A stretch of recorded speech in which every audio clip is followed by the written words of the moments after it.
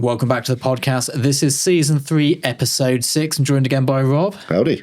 And this week we're looking at colour management for the control freaks out there. Godox versus premium brands again. I've got there's some interesting stuff in there. Full frame to medium format, the differences and how we can get there cheaply, because every now and again I have a little look and see what I could have won. Turns out prices are a-changing. We're going to talk about working from home studios versus a professional studio like this one here, what you can do from each, what you can't do from each, pros and cons and all that sort of thing, and how to stop your need for knowledge to overcome your perceived lack of technical skill from blocking your creativity. Now, this week's episode is sponsored by MPB. We're super grateful to have them on board again. If you're looking to sell or trade equipment, it's so easy. You can complete a free instant quote, arrange a free courier to collect from your door at the date and time to suit you. MPB then inspects the gear and confirms your quote. So Rob, this week we're looking at some stuff that I think you're going to have a little bit of knowledge on, because the first 3 topics for today really are all linked to perfection, technical perfection. And you expecting me to have some knowledge of that? I'm hoping I'm bringing so. amateur chic to this. Let's be honest. So, this will be a challenge. So I get a lot of comments where people are like, you can do a better job with this. This will be better. This is better. And I also worked with a lot of photographers who wasted an insane amount of time trying to get things right. And the reason I want to bring this up is I recently bought some new headphones. I've not showed them to you, actually. They're proper in-ear monitors. And they're quite nice. They're quite good. They do good monitoring in-ear. They weren't too expensive either. So I bought these and I was listening to them, and as I was doing the research to work out which pair to buy, there's obviously many, many options. You can spend thousands. And the best will in the world, you cannot audition headphones before you buy them. Exactly. And they're going to break them in anyway, give a bit of warm-up time. So the interesting thing is, what I discovered for people who are audiophiles, people into listening to stuff, is they don't like music. They like listening to devices. This is in the same way that restaurant critics don't enjoy food. They dissect the plate. They don't enjoy the food that's presented to them. Exactly. And I think when you're in it, you don't realise. And I would say that 99% of photography forums and photography comments are people who don't like photography. They like cameras. And I don't think they even know it. And it was quite interesting looking at this from an outsider. And I was thinking, that's great. I understand what you're saying about all that stuff, but am I enjoying listening to the music? And what I've come to the conclusion of is that having these really good monitors to listen to music on, which are apparently great for listening to music on, are horrendous for listening to music on. It's not enjoyable at all. I can 100% relate to that. I remember once upon a time having a really, really amazing set of reference studio monitors, like ridiculously expensive, had a load of dip switches on the back to set it exactly how you wanted them. Awful to listen to music, but what it was very good was in terms of telling you what was right and wrong in the mix. Yes. So which again was its intended application. In terms of sitting back and listening to music on them, absolutely awful, but very, very clinical and really revealing in terms of what it showed in the music. And this is what the reviews were saying, but the context of the reviews were, these are amazing, you can hear everything in the mix. Yes. It's not very good when you can hear that many things. No, it's bad. It's quite overwhelming. It's quite overwhelming. I'm sure someone's looking at me going, you peasant, you don't even know what good music sounds like. I just want to listen to a good song. I don't care whether I'm hearing the mix perfectly. That's very low on the agenda. And I think the same can be said for photography. Now, of course, when creating a mix that you're going to have printed hundreds of thousands of times, there is a technician out there that needs to hear what's right in the mix. But for the majority of people, that is irrelevant. Now, I'm going to throw a bit of history here back at you. So a small, almost no-name producer called Quincy Jones. Oh, yeah. He literally broke all the rules. He mixed an album for, I don't know, some young kid called Michael Jackson or somebody. Thriller, like one of the biggest albums literally of all time. Now, what he did was, rather than everybody with their fancy big towers of studio monitors and all the rest of it, he went out and bought 2 really cheap speakers that were fitted in a Cadillac dashboard. and put them in a little square box. And the company that made them was called Auratone. They became known as Horatones because they were so bad sounding. He said, right, this is how most people listen to music on the radio with these kind of speakers. And he basically mixed Thriller on these awful speakers. So if I can make it sound good on that, it's going to sound good on anything. And I think this is a very good point for before we start discussing some extremely nerdy stuff. Most people will see your photography on their phone under mixed lighting conditions at a brightness they've chosen to be the correct brightness for everything. Usually max. Well, see, this is interesting. I'm a max brightness guy, as I'm sure you can imagine. Holly has it on minimum. Ooh. It's like the darkest thing you've ever seen. So with that, just keep in mind, I am talking about some nerdy stuff here that doesn't matter on the grand scheme of things. And this is where it always causes it, because of course it does matter in some ways. I need to know I'm getting good enough colours. It'd be ideal to get perfect colours, but it wouldn't matter. Good enough is fine. There's too many variables after the point that my images leave my computer for me to care to an extreme amount. Now, what I'm looking at on my computer screen right now that you can't see is a Sekonic Spectromaster C800. It's a £1,500 light meter that reads colours as well.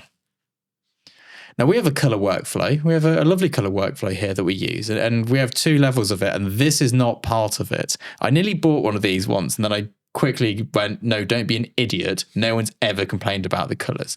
So what I want to do is talk about my colour workflow, when it's sufficient and when it's not sufficient. And there are times when a tool like this would be useful. It was more useful in the film days, but it's still useful in the digital days today. But yeah, we'll get to that. So to get correct colours, there's a few things you need. One is a raw file where you can adjust the colours, because although the cameras have settings, they are, if you ever use the camera settings like flash, cloudy, things like that, that's pretty useless. It's a ballpark, which is probably wrong. If you use the Kelvins, that can be better, but it doesn't adjust the magenta and green correctly. Yeah. And it's also not every single number available. It goes in jumps. And I also find it's different brand to brand. You can set 3 cameras on the same Kelvin and it ain't the same file. I mean, most people just set it, but leave it default at 5,600 and assume that's correct for everything. Yeah. So the way that we do it is we shoot a color checker chart, and we do this at the end of the shoot to get a global, and this is very important, a global color reference. This will let my camera know that this is the white balance in this area. This blue should be this color. This green should be this color. This pink should be this color. And it will calibrate an ICC profile with a nonlinear response to give me that. We then edit it on a color calibrated monitor by BenQ, which we calibrate using a data color. Yeah, the Spider, data color, I can't remember which one it is. Something like that. They're all about the same. We use one of those to calibrate it. It does a pretty good job if your monitor's decent, and if your working environment lighting is decent, and if your monitor is at the right height and distance to your eyes, and if your monitor is not fatigued. My monitor is near Windows. My monitor is old as hell. It's not perfect at all, but it is consistent, actually, as we do test that. But guess what we check our images on after we've edited them? Well, phones, iPhone, yeah. I check it on my iPhone to make sure it looks good. Because in all of these bits here, there's a chance for human error. You might think you've got it right, but you may not. So an iPhone's always a good idiot check. Now, this doesn't work perfectly. One being that I use a BenQ monitor, which is not the best kind of monitor. It'd be better to have an ISO. ISOs cost more money. I don't care enough to spend more money. I think is the short of it. I could spend more money, but I'm not going to, because I don't think I'd get that much more.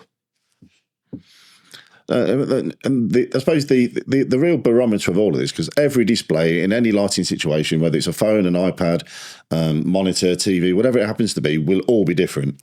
Yep. The only real litmus test is if you print it. Are the colours in print accurate to what you're seeing? Then you have the problem of where was it printed, what was it printed on, what you're viewing it under. There's even more variables in print. I think it's worse than monitors. Even billboards, if they come from 3 different factories around the world, they're all different. It's just look at the draw. Then what's the weather like outside? Yeah. Is it sunny? Is it dark? Is it cloudy? Is there a neon sign opposite bleeding onto it? It's different if you're doing fine art for sure. But then what does it matter if it's right or not? If the image is good, the image is good. It's going back to the audio thing. Yeah, I can hear everything in the mix, but I don't like it. I want some boomy bass.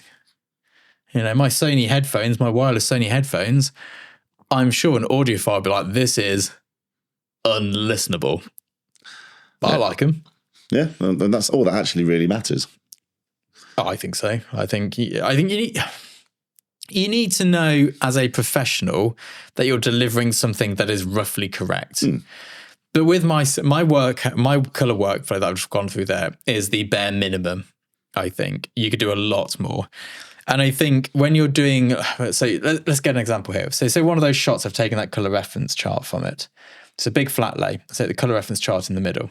I've got 3 different light sources. I've got a softbox, a bounce light off the ceiling, and then a hard light source coming in as well for a reflector.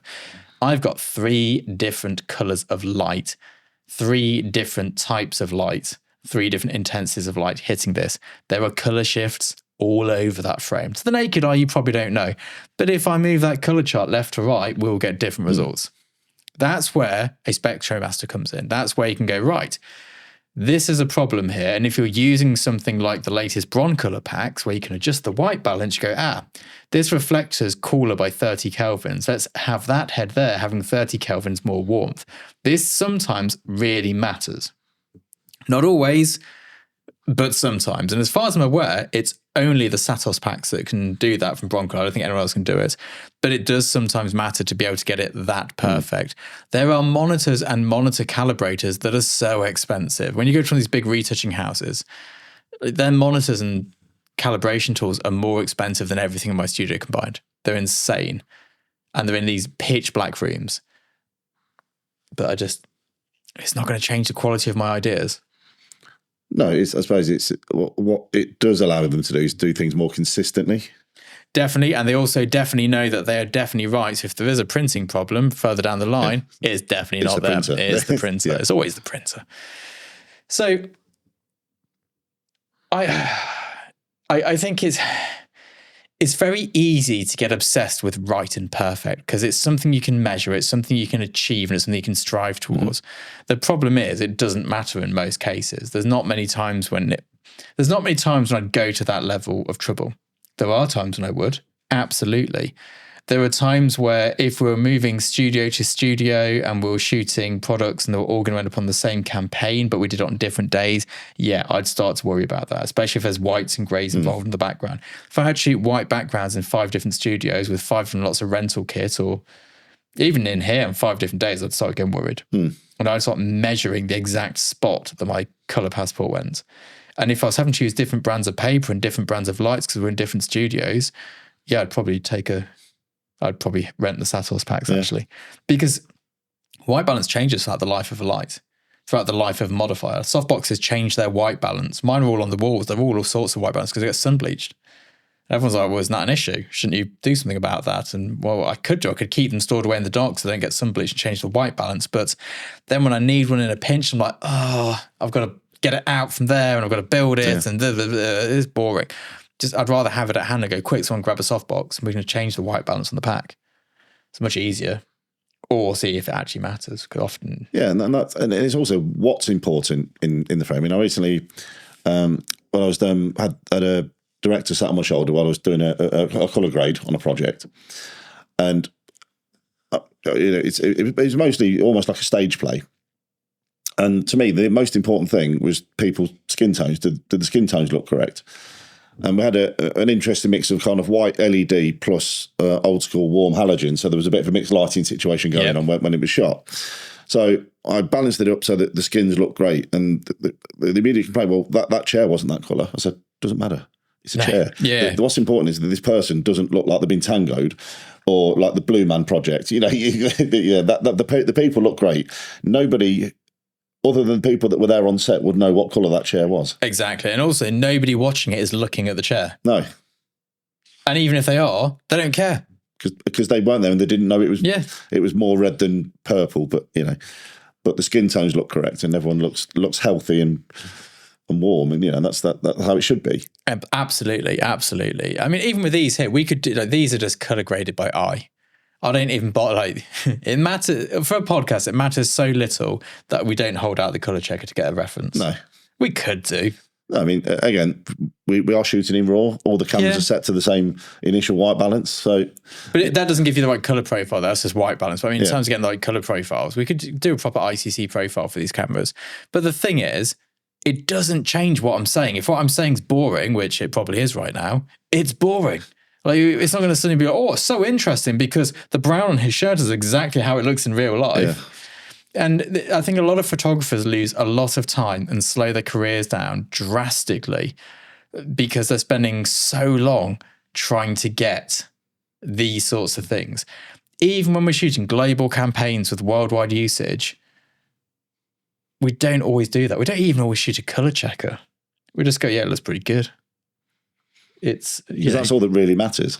The internet nerds would go insane if they saw how little these things actually get done on set. And of course, there's other stuff we do which nobody knows about, which we're very strict about. But in terms of that sort of thing, you can waste. I think so many people waste so long going down rabbit holes of things that actually don't matter at all. Yeah, it's like an image can be technically perfect. Yeah, but is it pleasing and is it interesting? It's very rare that a technically perfect image is good. I mean, that book with the war images on that you're a particular fan of. Yes, technically they're all really bad photos. Oh yeah, but the subject is incredible. Yeah, it doesn't matter, does it? Because subject matter always beats technicality. Yes. Which brings us through to the Godox versus premium brands. And when I say premium brands, so in the UK at the moment, the brands that are used are Broncolor lights with Broncolor modifiers. People are very partial to Pro Photo lights with Elinchrom modifiers. Apparently, Pro Photo softboxes aren't that great, and that's why they use Elinchrom, or they'll use Broncolor ones as well. But Elinchrom is used with Pro Photo. It was really trendy a few years back, and it still seems to be the case. But for still life, it's Broncolor. I'll talk about Broncolor because Broncolor is what I use. Every time I discuss this, there's a whole new fresh batch of people going, I shot this and I used Godox. I was like, yeah, great. Well done. That's brilliant. Like, I shot worldwide campaigns on Bowens. It doesn't matter. Which I believe came out of the Godox factory in the most part. Everything comes out. There's like 2 factories in China where the light bits, all the lights are manufactured. All these people going, my lights say made in America. No, they weren't. The bare minimum was assembled in America. It's a Chinese product. And I know that because we have the same products in the UK with different brand names on. So this whole thing is, if you're shooting anything, you can do it on anything. I know people who shoot with a Canon Speedlight for still life work. I know one person. I know somebody who shoots, it's a Bowens 500 watt monolight with a Bowens Octabox, which technically is the wrong shape modifier for doing product and food work. You should have a softbox. And they do that and they make an absolute fortune. They'll be on global campaigns. They'll be shooting stuff with worldwide usage, out of home, all above the line on that and a 5D Mark III. Because it works. What I'm not saying is that you have to have this light to be able to do it, because obviously I did it without that light. I only recently purchased Broncolor. Broncolor is far superior, but it's not a career definer. It's also not the sort of thing most people buy. So when every now and again, one of my videos where I explain why pros don't use Godox, and of course, when I say why pros, I'm not saying every professional in the world. It's just that you can't make a YouTube title called Why Some Professional Photographers Use Broncolor Over Godox Due to Rental Situations Around the Country and the Economic Business Models of Photography Studios. And if that's the entire video. Yeah. Like, a title and a video are 2 different things. The title is either a statement of intent, a query, or a null hypothesis. That's what you're going for in a statement, in the title. Then the video is the essay. Most of the time, unless it's a how to fix a radiator. But most of the time, that's sort of what you're going for. So when I say pros do this, it's never all pros, obviously. But if you put some pros, it doesn't work. Yeah. It's like, well, which pros? And whenever I put whenever I write pro photographer, someone goes, oh, you've written pro photographers in the title. You're such a dick. It's like, but if I just put photographers and then some hobbyist watches it, they don't know. If I put pro photographers in it, everyone gets angry. There's no pleasing the internet. So the titles are the titles. They're there to entice you to watch the video. That is the point of it. It works like a newspaper title. Yeah. Go onto any news website, read the titles. They're not there to give you the entire thing. If you want that, Google a question. Yeah, and they rarely accurately describe what the article will be underneath it. No, it's an enticer. It's like a little like, here, come and see what we're going to like be discussing. I'm just going to see if I've got a screenshot on here somewhere, because and the reason we don't Google stuff. So here, I've just got a screenshot up here just so Rob can see it. I won't share it on here. This was about feeding my dog some bananas. So I Googled it. Can you feed them bananas to help with diarrhea? Yes. Second answer, do not. It's like the internet's useless like that. Just be like, Googling stuff's pointless. The internet's broken at the moment is the short of it. I know that my titles are quite clickable, because whenever I change a title on a badly performing video to something more clickable, I get hate for it. The video performs much better, which means we can make more videos because we make money. And the money we make from them lets us produce the videos. Yes. That's kind of how the business of YouTube works. So I understand some people got a little bit funny because I said, this is why pros refuse to use Godox. Now, the reason we don't use Godox as all pros is because of the rental system, as we went through in this video before. It's an economics thing. It's also because of build quality, and it's a lot of it for still life people because of white balance. And yes, you can take the shots the same as me with Godox lights, but you can't do it 5 days a week consistently. And also, your lighting tech doesn't know how to run a Godox pack. Yeah. And I mentioned this in the other video. Everyone was like, well, they should learn. Why should they learn? It's like, what, because you like Godox? It's like asking me to learn Affinity Photo instead of Photoshop. Well, why would I? No, exactly. Like, if you want to be an editor, you learn Photoshop and Photoshop only. If you want to work on set as a digi, you learn Capture One and Capture One only. They're industry standards. I don't care if there's a better thing out there. Like, I'm sure there's better software. I'm sure, there's... But you can't change the world to suit your current situation. And I learned this early on in my career. I was like, yeah, but I like doing it like this. And everyone's like, yeah, that's not how it works. So suck it up, mate. Yeah. You got to go and do what everyone else is doing. Pretty much. So going back to the white balance thing, I've just shot an insane amount of e-commerce work, not pack shots, but like stylized e-commerce for a company I have. Loads of it. Shot it all on Broncolor over multiple days. Everything looks identical. Identical. And it's just, I mean, we use the same lens, same camera settings and all the rest of it, but, different heads, different packs. It's all identical because it's all in Broncolor. I know for a fact if I'd have shot that on Bowens or Godox, it would not be identical. And I would have to adjust them so that when you scroll through the images, they don't flicker. I mean, I remember like back in the dark days when you didn't quite have the resolution that we do in the modern cameras. And, so you had to image stack things, which is great. Now, when 3 of those frames are on a slightly different white balance, that's a whole jeopardy in its own self. So, having consistent colours shot to shot to shot, especially in that sort of scenario, is paramount, really. Yeah, so one of the things, especially in advertising, when you're shooting something, you more often than not have to shoot what's called a backplate. And that would be, so for example here, if on the main camera, we have this shot here, and this is a photograph, but I might need to move myself from here to here. If I need to do that, if I've got to shift myself along here, we need to take a frame of me not in here so you can see what's behind me. And so you can just drag me around, because the client will no doubt go, can you move the kind of Coca-Cola 3 inches to the left? And you just go zip and drag it along, nice and easy. If you do not have consistent white balance, consistent color, you can't do that. No. Well, you can, but it will cost you. And you'll never get it perfect. If you're shooting like 10 images to be side by side and the background shifts a tiny bit, you will know. If you're shooting a GIF and you've got exposure shift, color shift, white balance shift, you will know. Yeah. We've done many GIFs. Oh, we've done a few of those GIFs. So it's not that you can't do it without those things. You can. I did. It's just that it's better with them. And when you get to a point in your career where you can afford to do that, that is the choice to make, I think. I think it's a good sound choice. Some people don't. Some people, it doesn't affect their work. If you're a single shot image person, you don't do backplates, you don't do composites, you don't do GIFs. I don't know how you're making money, but you can get away with the Godox and the bow and stuff still. And those people still exist. I couldn't do that. I wouldn't be able to make a career doing that. Versatility within my niche seems to be my strong card at the moment, that I can shoot, direct, GIF, stop motion, and still that seems to be the win. But again, you can go down a rabbit hole with these things, and you can, much like with the color accuracy from your profiles, you can go too far.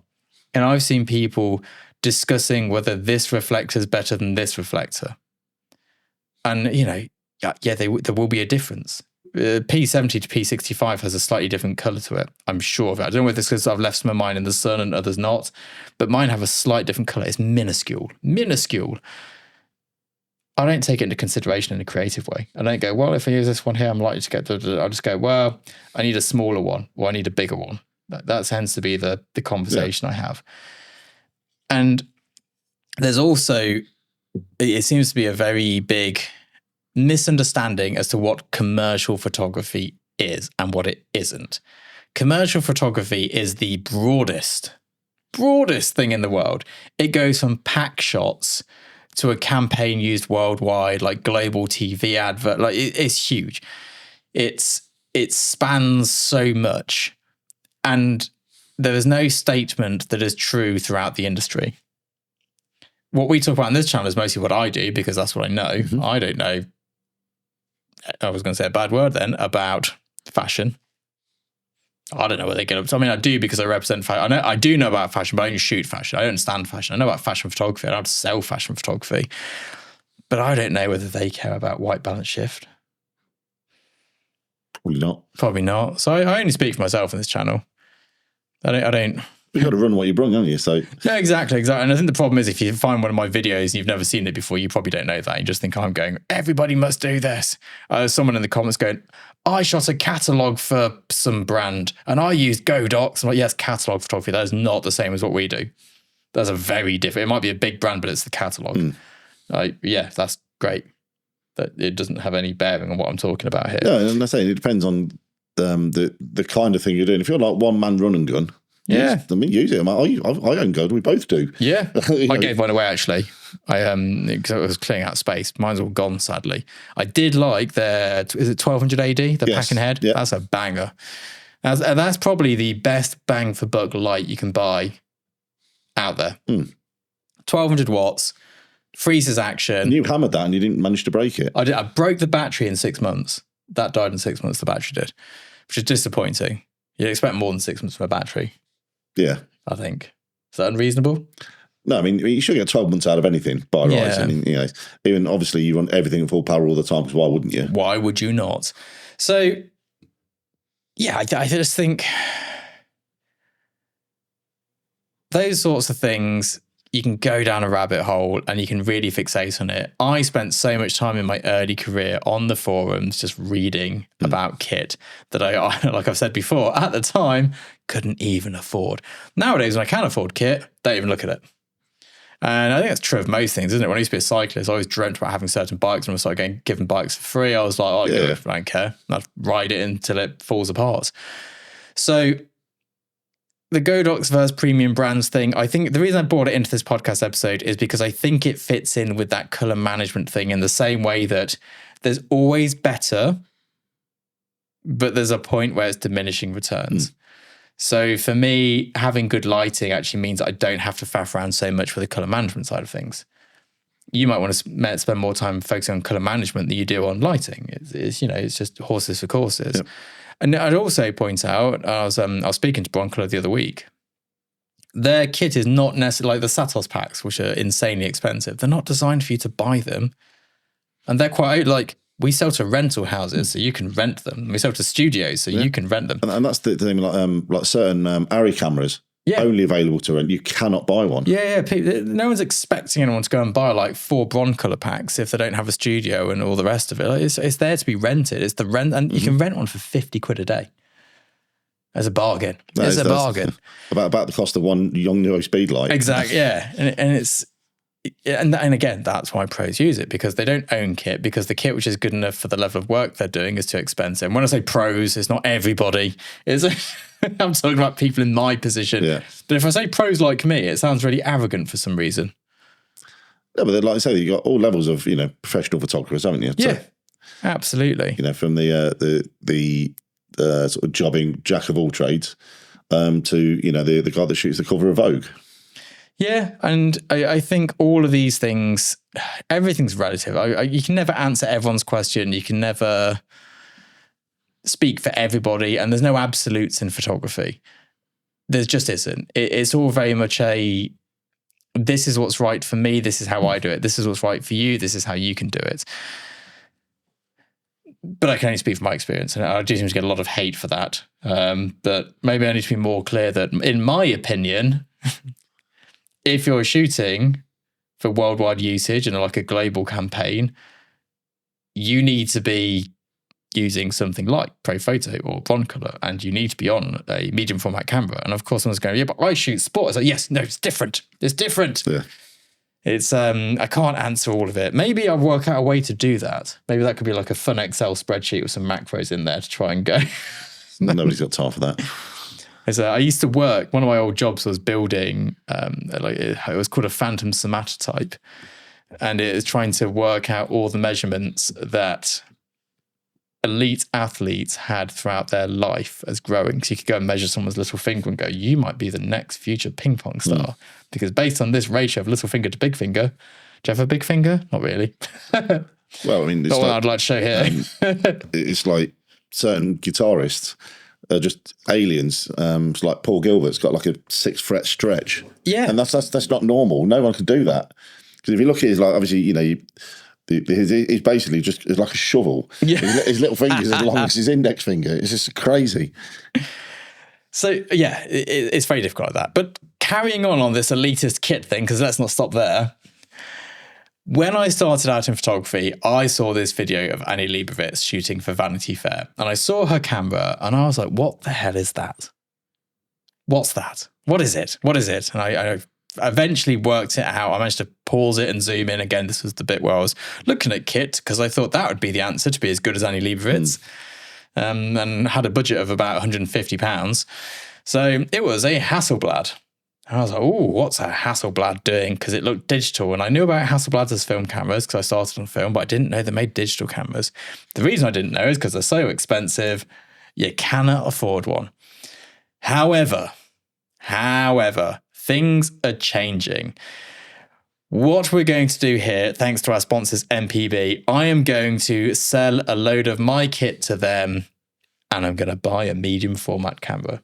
Because today, in 2025, anybody can have a medium format camera. If you can afford a full frame camera, no, that's a bit of an overstatement, a 5DSR or above, you're in. And I think for a lot of people, why buy the latest mirrorless full frame when you can have a medium format, unless you shoot sports or weddings or something like that. But in the general commercial world, you can have some sexy cameras. Now, there's benefits to medium formats. One is the sensor's bigger, you get fewer pixels per centimeter, for example. There's a proper measurement for that. It's not by centimeter, but yeah, it's the photo sites are bigger. Yes, that's the one. There we go. If you have the same amount of pixels, so 50 pixels there is better than 50 on a smaller sensor, all things being equal. They also have sexy CCD sensors. Now, CCD sensors disappeared because they were too expensive to produce. And CMOS reigned. And it was also better in low light, which was a big marketing push for cameras because everyone's like, oh, we want low noise. Now everyone's like, oh, can we get some better film grain simulations? So you can get CCD sensors. Also useless for live view. Yes, they do it, but it's like green, black pixel chaos. But CCD sensor. If I was a portrait photographer, exclusively, I'd be rocking a CCD because those skin tones are beautiful. They have 16-bit color. That's important, color depth. It's 2-bit more than a full frame, which doesn't sound like a lot, but it is an insane amount of extra colors. It is great for use in post-production especially. That I'm very keen on. They also have leaf shutters. Now, a leaf shutter is kind of similar to a global shutter in that you can sync your flash at any speed. You don't get the rolling shutter issue because it The only it works like a sphincter. It opens. I can't think of another descriptive. Come on, Rob. What else have you got for me? I mean, you had me at sphincter. Yeah. We've become Wayne's World. It's gone wrong. What time is it? Sphincter says what? It's a Saturday. It's 4:45 p.m. I'm on my 5th Diet Coke. So what I've come up with is a £3,145 buyout, sell out, sale. I can book my shipping here. They'll come and collect it. It's all insured. It all gets sorted. The money comes to me, or I'll probably just spend it straight away. And we're going to go and buy a medium format camera. We've already got $3,000. This gets expensive quick. Don't be fooled by this £144 one. It spares and repairs. Now, there's a few options here. If you go for phase 1, the body's more expensive, but the lenses are cheaper. If you go for Hasselblad, the bodies are cheaper, but the lens is more expensive. And you can't use Capture One. The Fuji system, you can get a Fuji GFX for 2,500 here. That's what I'm shooting on, 2,500. Yeah, I mean, that's like mid-range Canon. I mean, the lenses ain't cheap, but we've got that as an option there. That is an option. So here's what I'm going to do. I'm going to build myself a phase 1 XF system. I'm going to go for the cheapest body because it's a light box. It does have some cool focus bracketing functionality in there actually, but for the most part, it's a light box. Now, this is where it gets interesting. This is the digital back. Now, if I was a portrait photographer, HFIT here is for Hasselblad, but this is a P40. This is what I'd get if I was a portrait photographer. It is a P40, so 40 megapixel crop sensor medium format, bigger than full frame, not 645.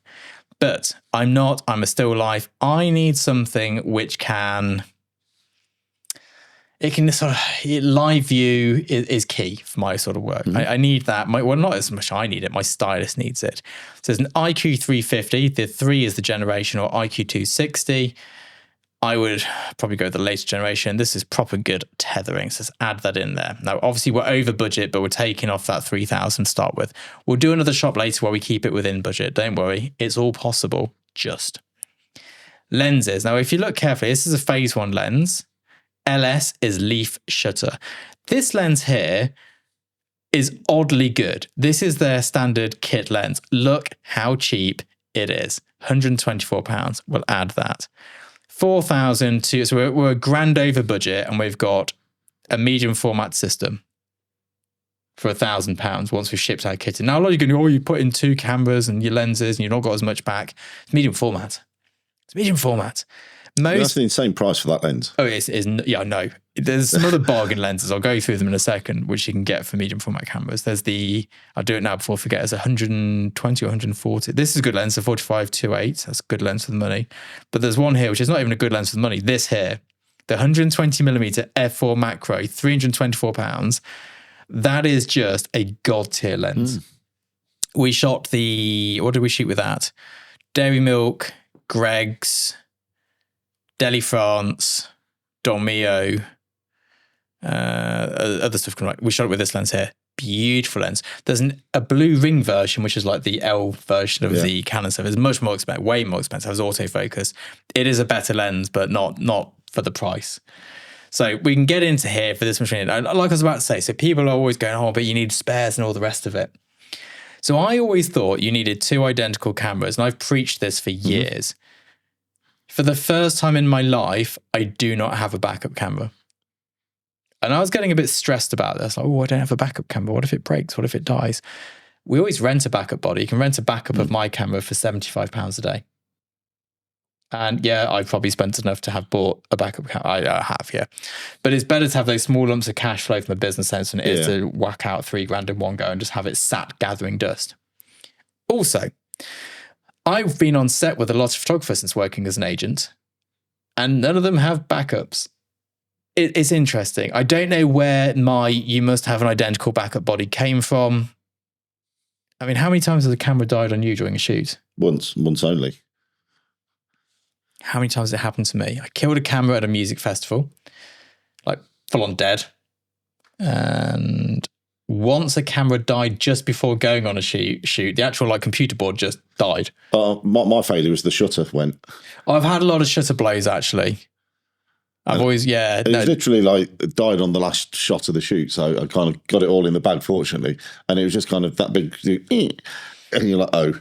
I had a shutter go on a shoot once and it didn't fully go.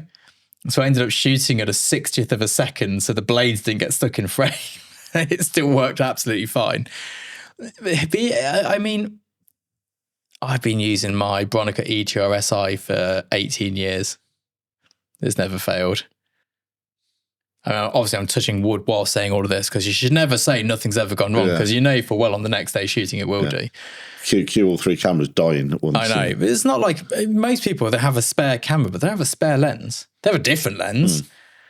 But I mean, I went full belt and braces at one point where I had the holy trinity of zooms and primes for all areas, and I had 4 identical camera bodies. Yeah. I think obviously working in the studio nowadays, if a camera bricks it, it's very rare. And you just go and buy another one. But most of the time, you just rent a spare. I think one camera body's okay nowadays. I don't feel that I'm. Yeah, I mean, I've got 2 of each, like 2 identical stills cameras and 2 identical video cameras. Yeah. Again, because it's Blackmagic, you kind of have to. Yeah, well, see, I've got 1 Blackmagic and 1 Fuji. That's it. I mean, I do have a backup 5DSR kicking around with a zoom lens on it, but it's not really going to replace a Cambo MV, a 90 Secor, and it's not like it's a get yourself out of jail free card. Yeah, it will more than suffice in a pinch. I think so. So let me go into this basket here because we've obviously overspent. I want to see if, and of course this is the danger of doing this live, can I actually get a full setup for the $3,000? So let's head back over here. We're no longer going to be looking at digital bags. We're going to go Hasselblad because it's all we can really afford. I'm going to go price, low to high. And these will everyone's like, oh, you can't tether that sort of cable to this. You can, because you can use a dongle. And also, we actually have an old computer in here, which is just for one scanner that has a really weird type of cable. I can't remember what it is. It's pre-Firewire. Ooh. It's odd. It's like a SCART lead almost. But it's a really good film scanner. So here we go. 31 megapixel. Only done 10,000 shutter actuations. That's brand new. That is... Who's had this? Somebody's bought this and forgotten about it. I mean, Hasselblads are beautiful cameras. This is the... Let's add that to basket. I mean, £1,400. Now, I'm not as familiar with this. Let's look at the specs. So don't worry about ISO. It means nothing. LCD screen means nothing. Maximum shutter speed 1/800. That's fine for studio work. Year of release 2010. What's wrong with it? Why is it so cheap? That can't be right, can it? I mean, it looks correct. You know, I mean, these guys know their onions. They do. 31 megapixel. When you consider that includes the back. That's the back as well. Yeah. Oh, right. Now we need to go to lenses. This is lenses. No, I think you're Monday leftover fish and chips at this rate. No, the lenses are more expensive. Oh, they're not that bad. They're not that. This is the kit lens. This is the equivalent there. 200. Add that. Oh, we've got money to burn. Maybe we should put a little purchase in here. Let's get 100 mil as well. Can we afford that? Yeah, we can. We've got $3,000, haven't we? Yeah. Oh. Now, I've shot with this lens once for a band shoot. Let's add that to the basket. 2.9. There we go. Yeah, it's a lot of cheddar. There's a lot of cheddar. But this lens here is beautiful. So we've got 31 megapixels. That's enough for a billboard. Like your global campaigns, that's all good. We've got an 80 millimeter. That's your standard lens. It'll be a little bit tight because these are slightly cropped. They're 24. I'd probably change that to that 110 that was on there for a few quid more. You'd still be under your $3,000 though. If you turned up to that for a shoot and they're like halfway through, they go, oh, we want to have worldwide usage. You'd be like, don't worry about it. That's fine. I've got the resolution for anything you need. 16-bit color depth. And the thing is, and this is what people forget, when you turn up with a Hasselblad, you look the part. Yeah. When people come to my studio and they see my massive Cambo with a GFX and like the concertina lens hood, they're like, yeah, he knows what he's doing. You got the hazy light coming out on his big stand, the packs and the heads. Oh no, I know it shouldn't matter. It really shouldn't matter. But it does. But it kind of does, yeah. It really does. People do notice these things. People do care. Yeah, it matters. So I think it's interesting what you can get. And of course, you lose usability and functionality by going with an older camera. I mean, 2010 is 15 years ago. I was just thinking, sorry, I had a little thought. I was like, that's only a few years back.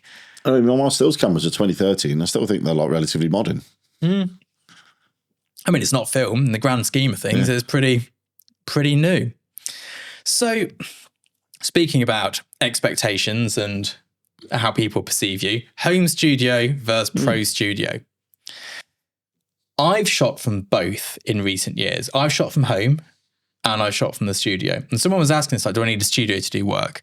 Absolutely not. But if you're living in some sort of student accommodation-esque thing, that ain't going to work in a shared housing situation. Like, I know that David Loftus shoots predominantly from his house, but he has a house in the Mews and it's very posh, and he's got an entire area the size of my studio in his house set aside just for shooting in. Yeah. When we shoot in my house, it's because we're using the kitchen as a set, and it's a pretty large, the kitchen's about the size of the studio. Yeah. Once you're taking the big dining table out, you've got the central islands and all the rest of it. It's a big kitchen and it looks nice. And it's nice to arrive there. It's all set up nicely. Yeah. It's parking and all the rest of it. If you're in like a 2 up, 2 down terrace house and it's street parking and you're trying to get people in, and that's not going to work. Yeah. So yeah, you can absolutely commercially work from home. I'm pretty sure Andre Ainsworth worked from home for a lot of his career as well. He's a London-based food and drink photographer. Well, I mean, a couple of years ago, because I can't remember what happened, but there's some global event occurred. Yeah, during the little old pandemic, we're all working from home. Yeah. And I think it's fine. So here's the interesting thing. I don't need this studio here for my photography exclusively. Theoretically, I do not need it for YouTube because I could film from home. However, in my house, last time I tried to work there, could you pass me the milk from the fridge? Could you just go and quickly take the bins out? Non-stop.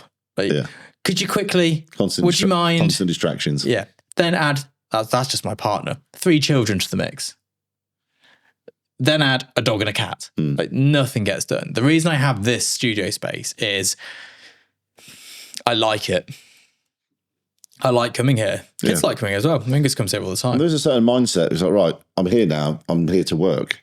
You're not in your comfy, relaxing zone anymore. You actually you put yourself in a different spot.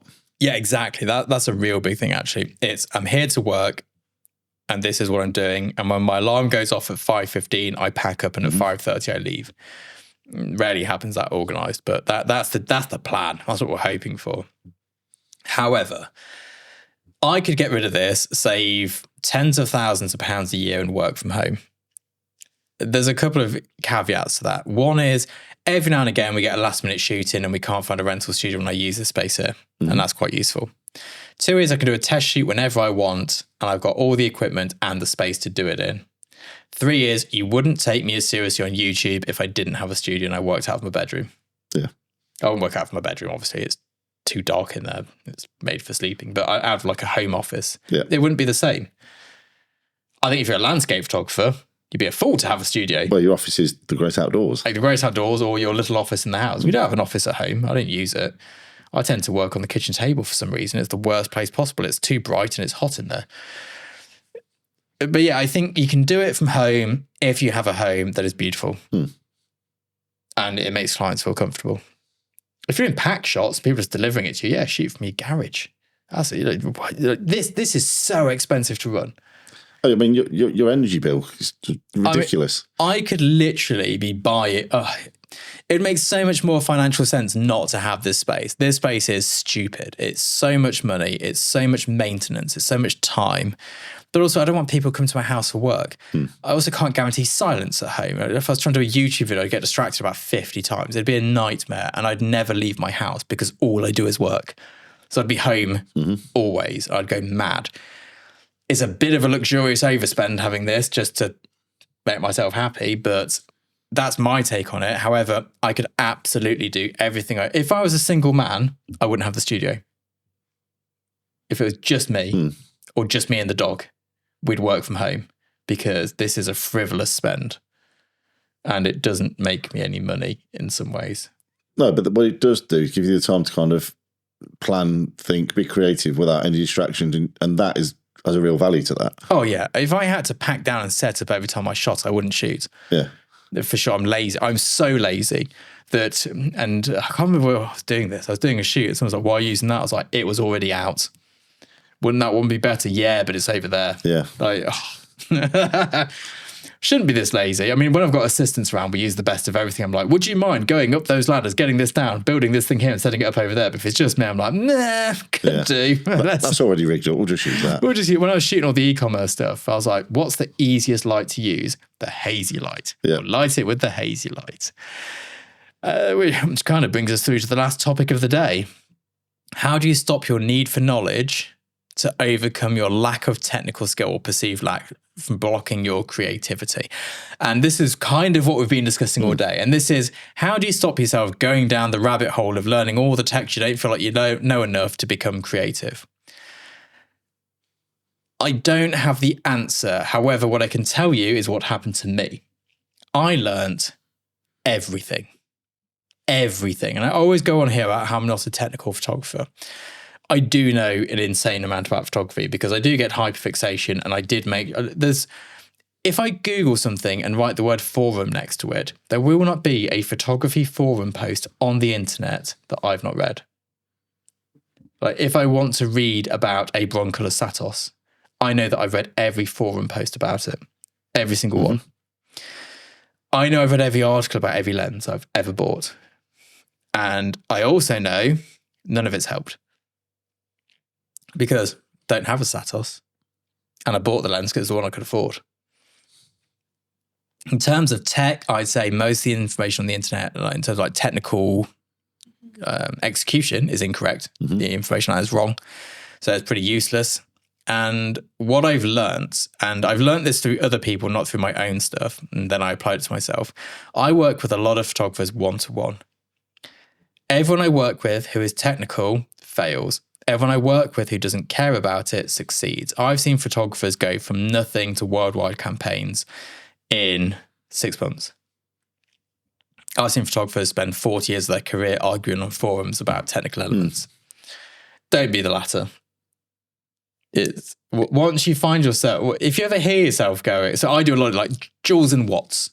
I misuse them all the time. Yeah. If you're that person in the comment section who goes, it's not watts, it's joules. Watts is the duration, oh, this might be wrong anyway. Duration of light, joules is the power of light, whatever it may be. And then some of them even write an equation for you. It's like, yeah, but the photo still looks good, doesn't it? And it's like phrases, like the way that people use phrases. There's certain interchangeable phrases where people know what you mean even if you're wrong. I do it all the time. I always use the wrong phrases and the wrong terminology because I'm just rambling all the time. What have I used today that's wrong? I'm trying to think. There'll be phrases I've used that are incorrect today. But if you know what I mean. But there's a thing, like a really niche movie, which I'm a big fan of, is, Pootie Tang. Yeah. And I mean, do check it out. It's absolutely hilarious.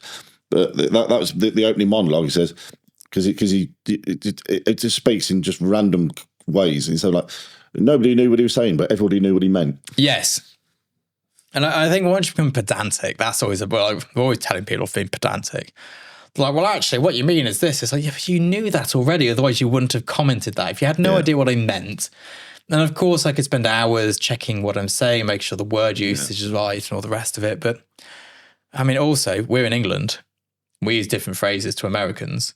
So, and also in America, it varies state to state. Yeah. In advertising, it doesn't. So in advertising, for example, you will have somebody will go, oh, it's above the line. Someone else will say, oh, it's out of home. Both of them might mean the same thing. Both of them might mean completely different things. Mm-hmm. In one context in photography, you say it's a worldwide campaign. In the other context, you say it's a global campaign. You'd never say global usage. You say worldwide usage, but you'd say global campaign if it's coming from a particular type of ad agency. But if it's coming from a production company, it's a worldwide. It's all the same thing. Yeah. What else is there? There's loads of these things. So like sharp and hard light get interchanged. Yeah. And, specularity, that's another good one. Specularity is one of the most diffused is the most misused term in photography. Diffused is not soft. And even Google's AI thing gets it wrong because there's so many posts on forums saying that it is, that it's farmed that information and then reports it incorrectly. Once you start worrying about it being right, you've lost the battle and you are so far from ever achieving anything. Because if that's what's taken up your headspace, I always use the joules and watts one because I know that I get it wrong all the time. I still take the photograph and I still get the job. I can call it whatever I want. Yeah. I can call it lumens, and it's not. I'm like, oh, it's 32,000 lumens, and it's 800 joules. I think coming back to your early point, the initial kind of question, how do you stop your thirst for more tech knowledge from stifling your creativity? And that's the thing. It's like, focus on being creative, not technically perfect. Work out, again, but this is the problem. I'd say work out what it is you want your work to look like. The problem is that people who are that way inclined will think of a technical issue and then go and learn that technical issue. I've seen it before with photographers. Oh, I want this and I want this catch. I'm like, why are you talking about catch lights? Our photographers talking to me like, so what I've done is, and I explain this photograph to me. Well, what I've done here is I've used a optical snoot to light. I'm like, no, explain the photograph. Well, I've used hard light. No, you're explaining your technique. Explain the photograph. Yeah. If you can't explain the photograph and all you can say is technique, you've gone too far. Yeah, like, what's the photograph? And I've had people like literally ask them over. I'm trying to tease it out of them, so because you need to get them to see it. And it's like, well, yeah, I did a f/16. And if I describe my photographs, and I say I use hard specular light to create a long shadow because I have the light quite low down in height. f/16, 125th of an ISO to get great depth of field. That's explaining technically what I did. Yeah, that's how you made it. That's how I made it. What it is a beautiful silhouette of a Coca-Cola bottle, and it's printing the shadow of the iconic shape of the bottle into the image. That's what it's doing. It's really showcasing how iconic that bottle is by making the shadow look exactly like the bottle. Now, we did it by using optical snoots and the technical lenses and all the rest of it, but that's not what the photo is. And I think once you can't describe what your actual photograph is and you're just describing your technique used, and if every time you think of a photograph, you're thinking of technique, you've gone too far. I think one of the best things I ever did was during COVID, I took home one lens, one light, and that was it. So I couldn't have any technique. Yeah. Well, obviously I could, but it was limited. So we just focused on creative. And that changed my career substantially. I had an agent before COVID. I was shooting worldwide campaigns, or global, depending on which one. No, they would have been called worldwide in that context. It is weird, isn't it? Worldwide and global. Joules and watts is different because they all do different things. Worldwide and global are the same. Out of home, above the line. They become interchangeable, although so is the term art buyer and producer, apparently. That's all the same thing. And now producers are hiring photographers and art buyers aren't. So, I don't know. So it's very... Well, once you start worrying about these things too much, it just becomes stupid, I think. There's no... Yeah, as I say, it's like just focus on the storytelling. Yeah. Because that's what you're doing at the end of the day. And I think the thing is, over the years, you learn the technique by focusing on the storytelling. And a lot of the time, people say, why did you choose that modifier over that modifier? And if it's not a case of it's easier, I will have chosen it based on nothing apart from a gut feeling. Why did you use a P70, not a P65? Don't know, that's just what I chose. I make decisions pretty quick on set. Yeah. I don't sit there pondering. I just choose. Well, sometimes you need to just get in and roll the sleeves up and get on with it. Yeah, absolutely. So I think limitations can help. Yeah. Like just go, I'm going to have one lens, one light for the next year. Yeah, like, the old one lens challenge thing. Yeah, which I always disagreed with, but I can sort of see its benefit. So with anything, isn't it? I mean, I did it during the pandemic. Just took a camera out and all right, I'm taking this lens today. Yeah. And which was great till I got to 70 to 200 day. Yeah. that was a challenging whole day, that was. I bet it was. So yeah, I think it's so difficult. After a whole video of talking about tech and nerdy stuff, just ignore it all. Just focus on the creativity. Nothing else matters. Yeah. And I think that's probably a good place to leave it today. That's the one takeaway from this. Absolutely. Right. See you all soon. Bye-bye. Adios.